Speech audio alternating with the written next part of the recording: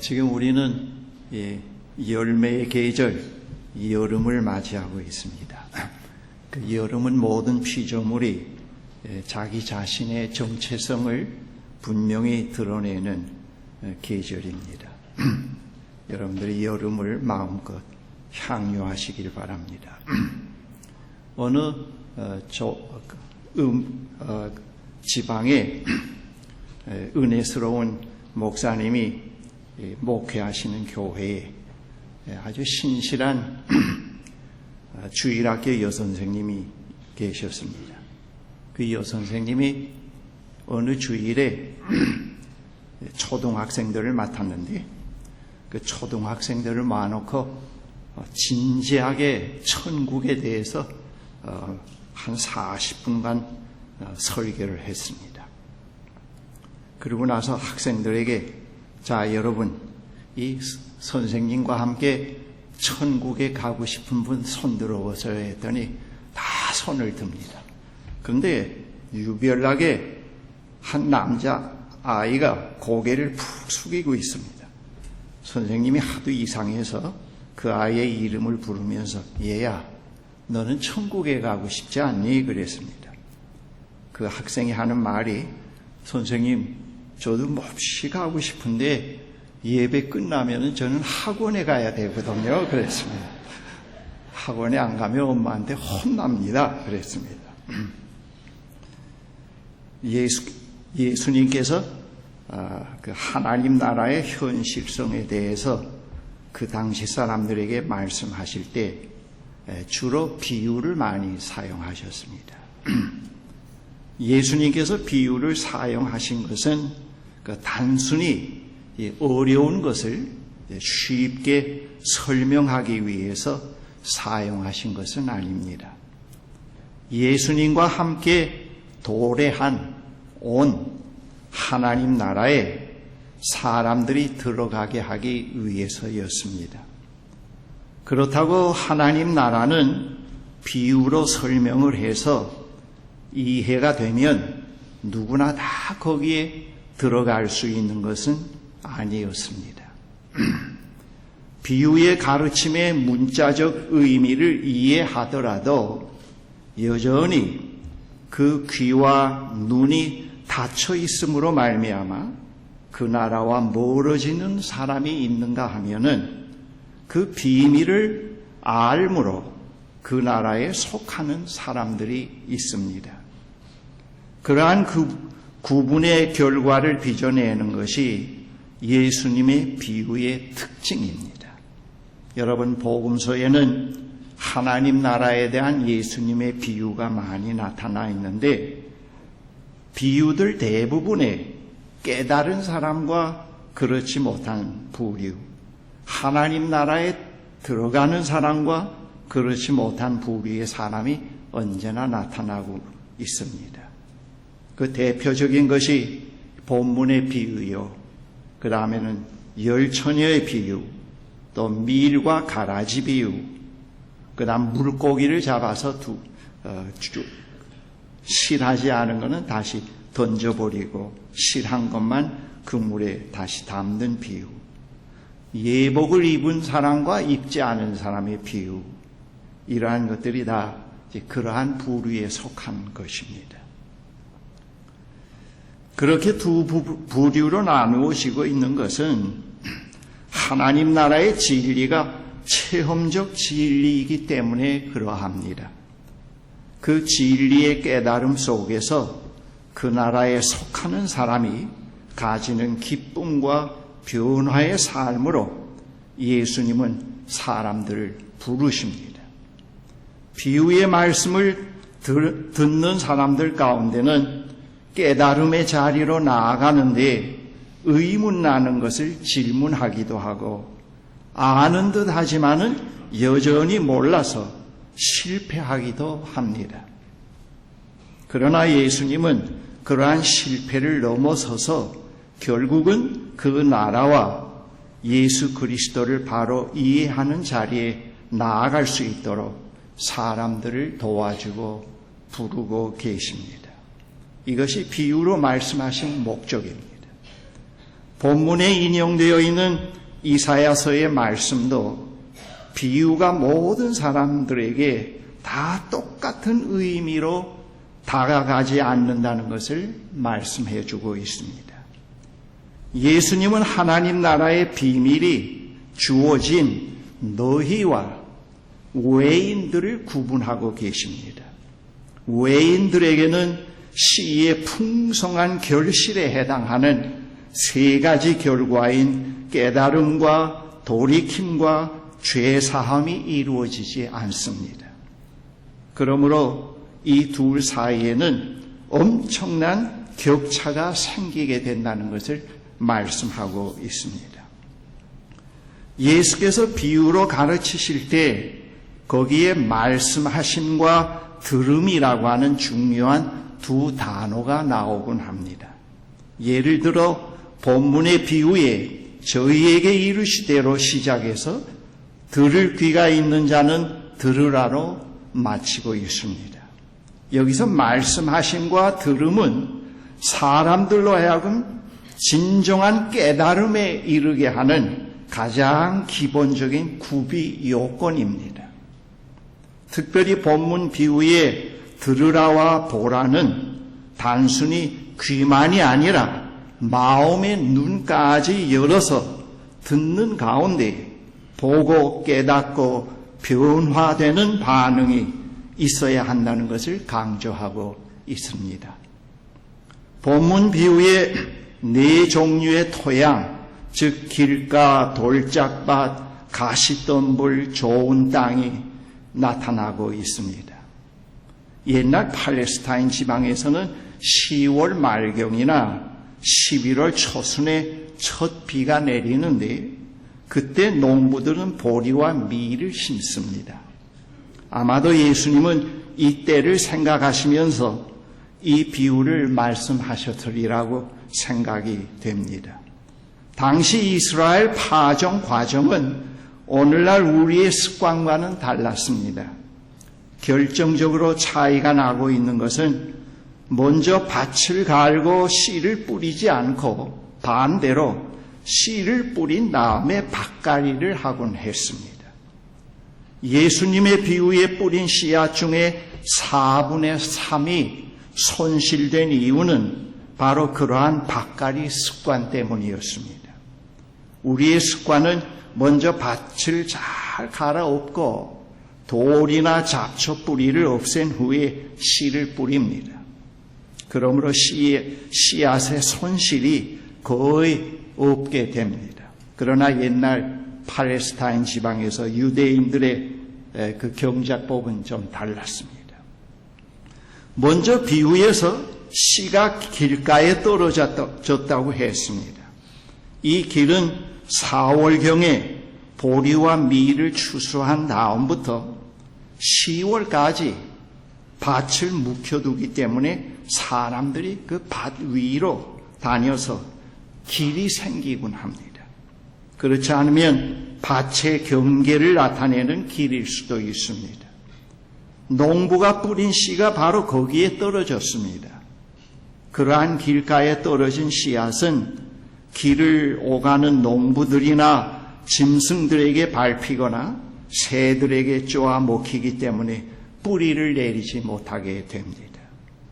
예수님은 이러한 현상을 말씀을 듣기는 하지만 사탄이 와서 그에게 뿌려진 씨앗을 빼앗아 가는 것으로 해석하십니다.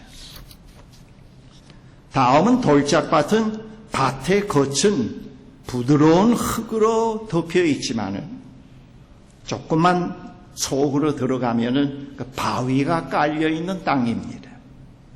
우리나라처럼 이게 자갈이 있는 땅이 아닙니다. 그것에 씨를 뿌리게 되면은 흙이 많지 않으므로 싹은 곧 나오지만은 흙이 깊지 않으므로 해가 뜨면 뿌리가 없어서 말라버리게 됩니다. 예수님은 이러한 현상을 말씀을 기쁨으로 받아들이기는 하지만 뿌리가 없어서 오래가지 못하고 환난이나 박해가 일어나면 곧 걸려 넘어지는 상태라고 말씀하십니다. 다음은 그 가시덤불은 이미 가시가 많이 자란 그곳에 농부가 어리석게 씨를 뿌린다는 뜻이 아니고, 그 가시덤불은 땅 속에 잡초나 가시나무의 잔뿌리들이 남아있게 됩니다. 그것을 묘사한 것입니다. 이러한 잔뿌리들이 자라서 싹이 난 씨앗의 기운을 막아버려서 열매를 맺지 못하게 만듭니다. 예수님은 이러한 현상을 말씀을 듣기는 하지만은 세상의 염려와 재물의 유혹과 그 밖에 다른 일에 욕심이 들어와 말씀을 막아서 열매를 맺지 못하는 상태로 설명해 주고 있습니다. 마지막으로 좋은 땅에 뿌려진 것들이라고 하는 것은 그 말씀을 듣고 받아들여서 30배, 60배, 100배의 결실을 하는 것을 의미합니다. 비유에 나타나 있는 네 종류의 밭들은 농부가 씨를 뿌리기 전까지는 그것들이 어떤 상태의 밭들인지 표면으로 드러나지 않고 있습니다. 때가 되어 농부가 씨를 뿌린 후에 얼마의 시간이 지나고 나서 그 실상이 드러납니다. 어떤 유형의 밭이냐 하는 것은 씨와의 접촉에 의해서 드러나게 됩니다. 얼핏 보기에는 구분하기 어려울 정도로 다 비슷해 보이지만은 일단 씨가 뿌려졌을 때 비로소 그 땅의 참모습이 드러나게 됩니다. 씨가 뿌려지기 전에는 그다지 심각한 구분이 생겨나지 않지만은 씨가 뿌려진 후 얼마 후에는 현저한 구분이 생겨나기 시작을 합니다. 밭들 가운데는 아예 싹을 내지 못하는 땅도 있고, 싹을 내어도 곧 말라 죽게 되는 땅도 있고, 어느 정도 자라기는 해도 결실까지는 이르지 못하는 땅도 있습니다. 이러한 땅들은 30배, 60배, 100배의 결실을 내는 땅과는 확연하게 구별이 됩니다. 이러한 차이를 만들어내는 것이 씨앗입니다. 씨앗에 의해 그러한 차이가 생겨납니다. 그전에는 표면적으로는 다 같았지만은 씨와의 접촉을 통해 그러한 결과가 드러납니다. 하나님의 말씀은 그만큼 결정적인 중요성을 가진다는 것을 말씀해 주고 있습니다. 우리의 생이 말씀과 접촉이 없을 때 표면적으로는 다 같아 보입니다. 그런데 말씀과 접촉에서 삶이 현저하게 구별되게 됩니다. 그 구별은 양적인 차이가 아닌 질적인 차이를 의미합니다. 우리는 우리 주변에서 그렇게 흔하지 않는 일이지만은 신실과 사랑, 자유, 헌신으로 살아가는 그런 삶을, 그런 생을 발견할 때가 있곤 합니다. 그러한 생을 바라보면서 이러한 질문을 우리가 던질 수가 있습니다. 무엇이 저러한 삶이 가능하도록 했는가? 무엇이 저렇게 우리와는 현격한 차이, 질적으로 차이가 있는 그런 삶이 드러나게 하고 있는가? 그러한 질문에 대한 답변은 그 영혼에 떨어진 말씀의 씨앗이 실패하지 않고 결실할 수 있었기 때문이라고 답변을 하고 있습니다. 그러한 차이를 만들어내는 것이 말씀입니다. 하나님의 말씀은 양이 아닌 질적인 차이를 근본적으로 만들어냅니다. 하나님의 말씀이 땅 속에 가만히 묻혀 있는 것 같고 때로는 실패하는 것 같지만은 구별된 좋은 밭 속에서는 결코 실패하는 일이 없습니다. 여기서 구별된 좋은 밭들이란 말씀의 씨앗이 떨어졌을 때 그것을 그냥 흘려보내질 않고 그것을 품고 음미하고 결단하고 행하는 것을 의미합니다. 토마스 모트는 이러한 그 씨앗과 관련된 그 묵상의 씨앗이라고 하는 글에서 이렇게 얘기를 했습니다. 이 땅을 사는 모든 인생의 모든 순간과 모든 사건은 그 영혼에 뭔가를 심어 놓는다. 눈에 보이지 않는 무수한 씨앗이 바람을 타고 날아가듯 영적인 생명의 씨앗도 세월의 흐름을 타고 날아와 인간의 마음과 의지에 살며시 내려앉는다. 그 무수한 씨앗은 대부분 죽어 없어지는데 그것은 인간이 받을 준비가 되어 있지 않기 때문이라고 했습니다. 한편 앤드류 모레이라는 사람은 그러한 그 씨앗이 어떤 조건에서 잘 결실할 수 있는가에 대해서 아주 단순한 그런 요건을 얘기를 합니다. 친구여, 이것이 비밀 중에 비밀이다. 이것만 있으면 뿌리지 않는 데서 거둘 것이요, 또한 이것은 영혼에 다함 없는 은혜의 원천이 될 것이다. 내면에서 발동하는 일이든 외부에서 일어나는 일이든 겸손한 마음이 있거나 생길 수만 있다면은 범사가 진정한 유익이 된다. 겸손한 영혼에게는 아무것도 헛되거나 무익한 것이 없기 때문이다. 언제나 거룩함에 자라가고 있기에 어떤 일이 닥쳐도 마치 하늘에서 떨어지는 이슬과 같다고 했습니다. 신학자 한스 킹, 이 사람은 독일 튜빙겐 대학 캐톨릭 신학부 교수요 사제였습니다. 은퇴하셨는데, 근데 하도 캐톨릭을 비판해서 교황청으로부터 사제 파면을 당했습니다. 그런데도 튜빙겐 대학 교수회에서는 이사회와 함께 이분은 사제로서 파면을 당했지만은 정년까지 튜빙겐 대학 교수로서 강의할 수 있는 데는 조금 더 문제가 없다고 결의를 했습니다. 그래서 그분이 20세기 말까지 정년을 마쳤습니다.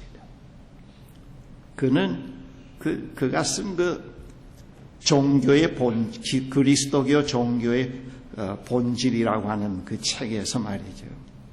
이런 얘기를 했어요. 그 기독교 역사 2000년에서 이러한 그 현격한 차이가 드러나고 있다고 하는 것을 말해주고 있습니다.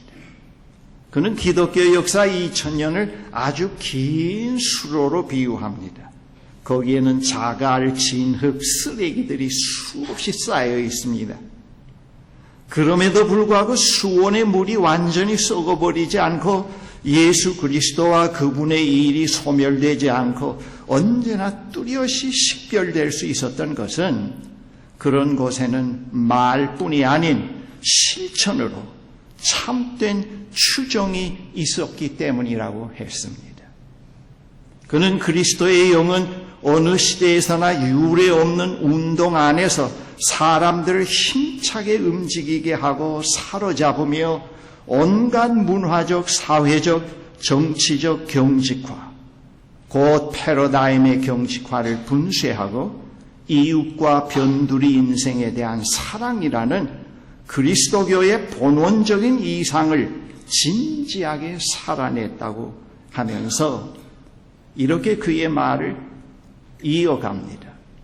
고대 교회는 궁정신학자나 주교들과 이들은 하나의 그 수로로 비유하면 자갈과 쓰레기에 비유할 수가 있습니다. 그들과 나란히 그 맑은 물을 이어받은 그룹들이 있는데 한편 이들과 나란히 성인들이 존재했고 그 다음 이노켄티우스 3세와 보나키우스 8세 옆에 이들도 이 하나의 이런 자갈과 같은 그런 부류에 속합니다. 근데 그와는 또 다른 아시스의 프란체스코가 있었고 우리가 세계사 배울 때 많이 배웠습니다만 잘 그 교재에도 나왔습니다만 그 베드로 대성당 지을 때 온갖 인간적인 잘못을 범했던 그 레오 10세와 함께 마르틴 루터가 존재했고 대종교 재판관들과 나란히 반대 시에나 카타리나와 아벨라 테레스가 있었으며 프랑스 절대 왕정 한가운데 블레즈 파스칼이 있었고 사회 문제가 심각하게 대두될 때 케텔러의 주기고가 있었으며 소시민적 문화와 그리스도교와 나치즘 저항 안에 칼 바르트와 디트리 본헤퍼 그리고 알프레드 델프가 있었다고 했습니다. 이어서 그는 이렇게 이 단락을 맺고 있습니다. 예수 그리스도의 영은 거룩하지 못한 인간의 영이 아니라 거룩한 영이시다. 하나님의 영은 믿는 이의 마음속에 현존하고 또 그렇게 신앙 공동체 안에도 현존한다. 이 영은 그리스도 교회에 관해 말하고 연구하고 가르치고 설교하게 할 뿐만 아니라 그리스도 교를 가슴으로 느끼고 진실로 몸으로 겪고 삶 속에서 참으로 실천하고 살아내도록 해준다고 했습니다. 예수님은 하나님 나라의 현실성을 그림 언어로 우리에게 전개시켜 놓습니다. 그리고 그 나라에 발을 들여놓도록 우리를 부르고 계십니다. 예수님은 그 나라에 들어가도록 강요하거나 협박하지 않습니다. 안 들어가면 하는 것마다 안 되고 가다가 교통사고가 나고 암에 걸리고 그래서 공포로 그냥 억지로 춘향격으로 거기 들어가게 만들지는 않습니다. 예수님은 그 나라에 속하는 사람이 가지는 자유, 기쁨, 평화 속으로 그것을 맛보면서 사람들이 즐겁게 자유롭게 그들로 거기로 들어갈 수 있도록 부르고 계십니다. 제가 아는 어떤 분이 이제 교회에서 중직을 항전직을 맡은 분이 계셨는데 그분이 어느 날 만나자 그래서 만났습니다.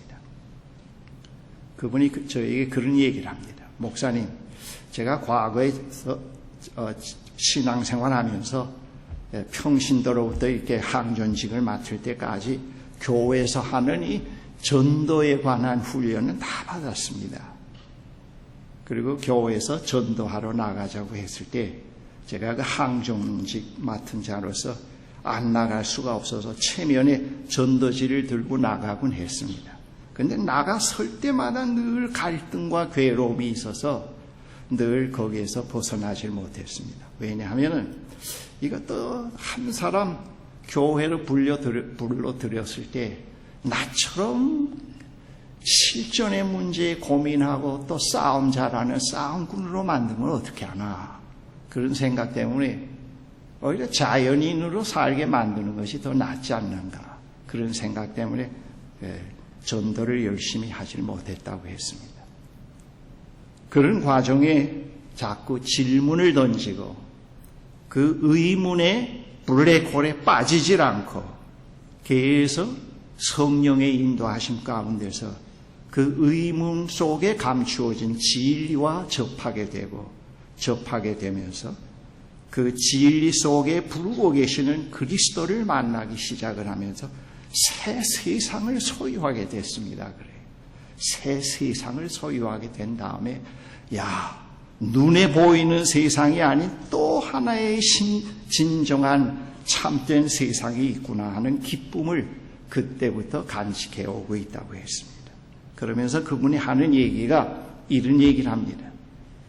목사님, 저는 멀리 가서 이방 사람 선교하려고 하질 않고 제일 가까운 사람부터 찾아갑니다.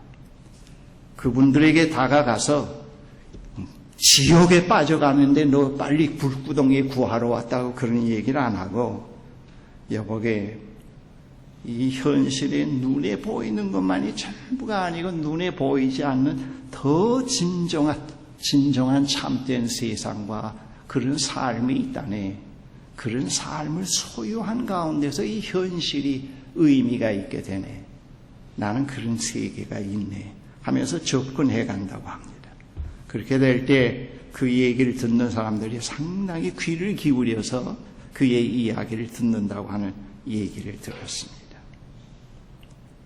몇 주 전에 우리 일상 들어온 분들 가운데 한 분이 교역자인데 저에게 그런 얘기를 합니다. 목사님, 이거 기독교가 요즘에 사회의 호감도에서 20%를 안 넘는다고 하는, 미치지 못한다고 하는 통계가 나왔습니다. 그래요. 이거 어떻게 하면 좋겠습니까? 목사님 같은 분이 대안을 좀 말씀해 주십시오. 그래요. 제가 무슨 대안이 있겠습니까? 과거에는 20%를 훨씬 넘기도 하고 그랬는데 지금은 기독교 엔티가 너무 강해지면서 자꾸 이 퍼센트가 낮아집니다. 이러다가 기독교가 큰 순환을 당하겠습니다. 그래요. 그 미리 준비된 말은 아닌데 그때 문득 생각나는 것이 있어서 그분에게 이런 얘기를 했습니다. 보세요.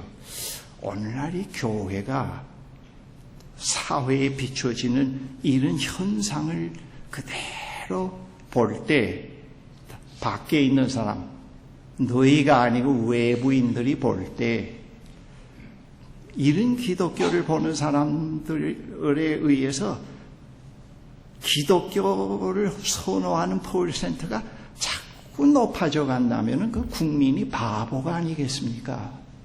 아주 우매하고 바보. 그리고 전부 샤머니즘으로 묶여있는 그런 사람들이 있죠. 그런데 우리나라 국민들은 수준이 꽤 높습니다. 동남아에 다녀봐도 우리나라처럼 사회의식이 높은 국민은 없는데 이런 국민 앞에 오늘의 이 기독교가 말이죠. 그 20%도 너무 과하지 않습니까? 제가 그랬다고요. 그랬더니 그분이 가만히 있으면서 그것이 해답이네요. 그래요. 참 중요한 문제입니다. 사실 그 퍼센트가 떨어진다고 문제로 삼을 필요는 없다고 봅니다. 여러분 외국은 빼더라도 오늘 한국의 기독교 역사를 볼 때 오늘과 같이 화려한 건물을 갖고 있는 때가 어디 있었습니까? 오늘과 같은 대사회적인 무엇을 많이 한다고 기염을 토하고 있었던 때가 어디 있었습니까? 오늘과 같이 교역자들이 그래도 문화 수준을 즐기면서 다는 아니지만 그렇게 살아간 때가 어디 있었습니까? 오늘과 같이 꾀꼬리와 같은 좋은 하모니를 예배 시간마다 내는 그런 찬양대가 오늘 이 기독교 역사에 언제 있었습니까? 참 화려하고 정말 완벽한 종교적인 행사들을 우리가 많이 하고 있습니다. 그런데도 이게 자꾸 낮아지고 있다. 거기에 대해서 우리가 상당히 생각해 볼 문제가 있습니다. 무엇이 부족한 것이냐 말이지. 무엇이 모자란 것이냐. 무엇이 회복이 될 것이냐. 그런 것들이 상당히 중요하다고 봅니다. 모여서 세미나 한번 한다고 해서 퍼센트를 올리려고 하기 위해서 사회 봉사를 더 많이 한다고 해서 올려질 수 있는 것은 아니지 않습니까? 오늘 이 비유를 제가 설교로 준비하면서 그런 문제에 대해서 생각할 수 있는 또 한 번의 기회가 되었습니다. 하나님의 말씀이 정말 오늘 한국교회에서 결실을 보고 있는가? 그 말입니다. 그러나 우리가 낙심할 필요는 없습니다. 한스 킹이 얘기한 것처럼 이것이 다는 아닙니다. 보이지 않는 이면에 계속해서 30배, 60배, 100배의 결실이 이루어지는 하나님의 역사는 계속됩니다. 인간의 무능력, 허세, 교만, 거짓에 의해서 하나님의 활동은 중단되질 않습니다. 그것이 있음에도 불구하고 하나님의 활동은 계속됩니다.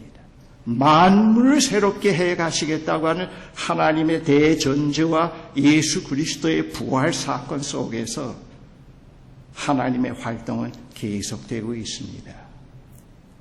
계속되고 있습니다. 우리는 거기에 희망을 가져야 됩니다. 없어져야 될 교회는 없어져야 당연하지 않겠습니까? 그렇죠? 문을 닫아야 할 교회라고 하면 문을 닫는 게 마땅하지 않습니까? 우리는 자꾸 자꾸 거기에 수가 줄어드는다고 하는데 걱정을 하면 안 됩니다. 정말 오늘의 이 교회가 말씀이 자랄 수 있는 그런 것으로 되어가고 있는지, 그런 요건과 그런 결과를 갖고 있는지, 우리는 그런 질문을 해야 되겠고, 또 우리 개인 스스로가 그런 질문을 해야 되겠습니다. 제 나이 70순이 넘어섰는데 저도 역시 돌이켜봤을 때 이 70년 동안 무수히 하나님의 말씀이 내 영혼에 떨어졌는데 정말 그것이 올바르게 결실을 해오고 있는가? 그것이 내 삶을 말씀의 내용 속에 숨겨져 있는 그 진리대로 내 삶을 형성해 오고 있는가? 그것이 중요합니다. 우리는 그런 질문을 오늘 이 비유 말씀에서 해봐야 됩니다. 하나님의 말씀은 결코 실패함이 없습니다. 그것이 떨어져서 결실할 때는 현격한 차이를 드러내게 된다고 하는 것을 오늘 이 비유에서 말씀하고 계시고, 예수 그리스도는 오늘도 이 비유 말씀을 통해서 우리를 그 하나님 나라로 초대해 가고 있습니다. 우리는 말씀의 그 초대 속에서 늘 우리는 리듬을 맞추어서 그리로 나아가야 됩니다. 그리로 나아가 자꾸 말씀이 죽어버리고 무의미하고, 여러분 오늘처럼 신방해보면 교인들의 가정에 성경책이 가지각색의 성경책이 쌓여있는 때가 어디에 있었습니까? 외국 성경 3번이요, 9요, 몇 가지 성경이. 그럼에도 불구하고 오늘처럼 교인들이 영적으로 목말라하고 삶의 질이 형성되지 않는 때가 또 어디에 있었습니까? 이거 상당히 중요한 문제라고 봅니다. 우리는 다시 한번 오늘 이 시점에서 그런 것들을 깊이 생각을 해야 되겠습니다. 그래서 무의미한 삶을, 헛된 삶을 살아내지 않도록 우리는 다시 한번 하나님 앞에서 결단하는 시간이 되어야 합니다. 기도하십시오.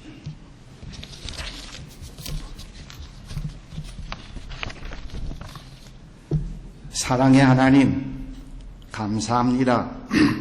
하나님께서는 우리 인간의 무력함과 게으름과 나태함, 교만, 허구, 욕심, 그런 가운데서도 하나님의 활동은 이 우주 속에서 계속되고 있습니다.